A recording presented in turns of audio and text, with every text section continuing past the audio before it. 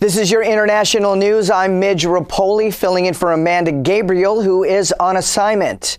Fear and panic in Paris. At least 12 people are dead and 4 are in critical condition after multiple gunmen stormed into the Charlie Hebdo magazine building and opened fire. Out of the people killed, 4 of the magazine's founding cartoonists were found dead. It has been deemed a terrorist attack by French President Francois Hollande, and police officials say that the gunman will be found. Cartoons printed by the magazine in the past have depicted the Prophet Muhammad along with ISIS leader Bakr al-Baghdadi. The office was set on fire back in 2011 after publishing a cover mocking Islamic law. France is now under its highest terror threat level since the previous attack. The terror attack in Paris has sparked international outrage. British Prime Minister David Cameron called the attack sickening and stated that Britain stands with France.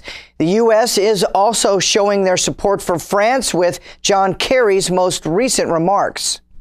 I would like to say directly to the people of Paris and of all of France that each and every American stands with you today, not just in horror or in anger or in outrage for this vicious act of violence, but we stand with you in solidarity and in commitment both to the cause of confronting extremism. The gunman fled the scene in a black vehicle before switching cars in a Paris suburb. A massive manhunt is now underway as multiple school trips and metros were closed.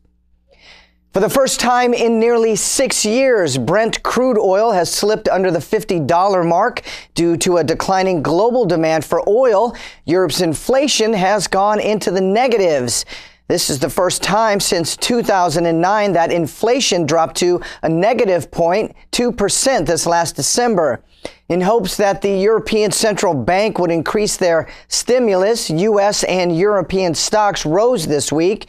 Many countries, including Japan, Germany, and Canada, all reached record lows for long-time borrowing costs.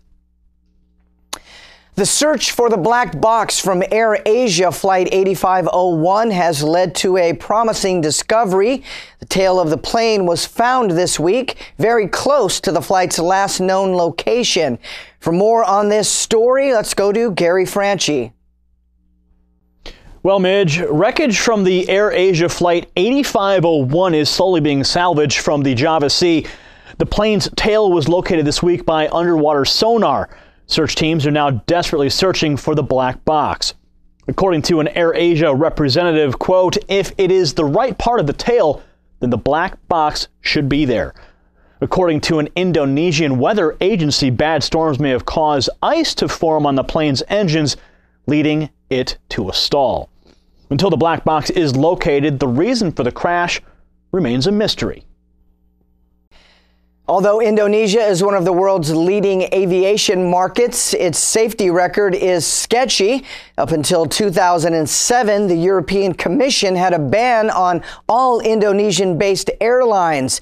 Some carriers since have been exempt. Those included are Garuda and Air Asia. Tragedy in Yemen as a car bomb explosion kills 35 people.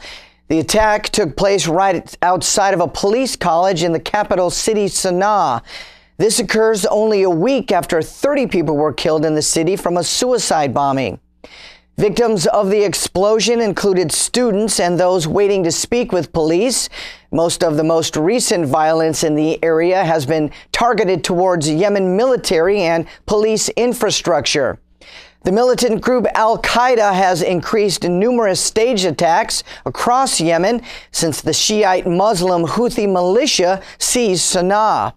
Yemen's army has continued to fight back against Al-Qaeda, enlisting the help of U.S. airstrikes. These attacks against the militant group have yet to decrease violence in the area.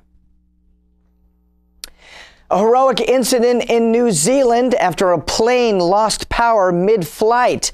More on this story from Gary Franchi. Thanks, Midge. A witness said that they heard a big bang as parachutes fell from the sky. A plane carrying 13 passengers had engine trouble over Lake Taupo in New Zealand. The The plane was the property of a skydive company that offers jumps from 12 to 15,000 feet. Passengers on board had a rude awakening when the pilot ordered everyone off the plane earlier than presumed. All 7 crew members and 6 skydivers landed safely in the lake, while the plane took a dive for the worse. The spokesperson for the Civil Aviation Authority said it was a miracle that nobody was killed. No serious injuries occurred, and authorities say an investigation into the crash is still underway. China has made some major changes regarding their unemployment benefits this week. As of February 1st, China will make it easier for migrant workers to receive unemployment. Anyone who holds a temporary residence certificate, scrapping its previous more demanding requirements, this move will allow a more accurate unemployment rating. Workers who are cut off from their families, education, and social welfare will now be able to access unemployment. Some local governments may now provide free career counseling and job-seeking services. Despite their economic growth's decrease, China's economy created more than 13 million new jobs in 2014. A year has passed since former Indian minister and UN diplomat Shashi Tharoor's wife was found dead. Police are reopening her case as a murder investigation. Tharoor's wife, Sumanda Pushkar, was found dead in a Delhi hotel room after publicly accusing her husband of cheating. Originally ruled as a probable overdose, now police believe she may have been poisoned. Tharoor said she was shocked to hear that the case has been reopened and investigated as a murder. He said that foul play had never crossed his mind, and now the former minister may be questioned. Tharoor wrote a letter to the police in November claiming that they are intentionally framing him.